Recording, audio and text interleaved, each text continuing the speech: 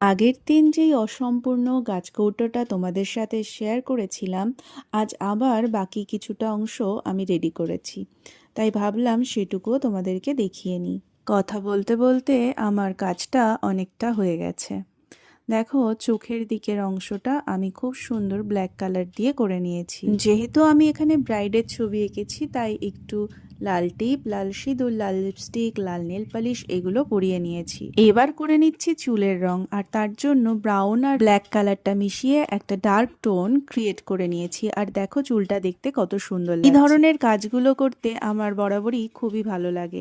তোমরা দেখতে পাচ্ছ সামনের দিকে একটা পিঁড়িতেও সেম ভাবে পেন্টিং করছি। কাজটা খানিকটা হলে আবার তোমাদের সাথে শেয়ার করব। যারা এই ধরনের কাজ শুরু করবে ভাবছো, তারা একদম অনায়াসে শুরু করে দাও। ফেব্রিক কালার দিয়ে এই সুন্দর সুন্দর কাজগুলো দেখতে খুবই ভালো লাগে। আমার কাজটা কেমন লাগছে অবশ্যই কমেন্ট করে জানিও। দেখা হচ্ছে নতুন ভিডিওতে। টাটা।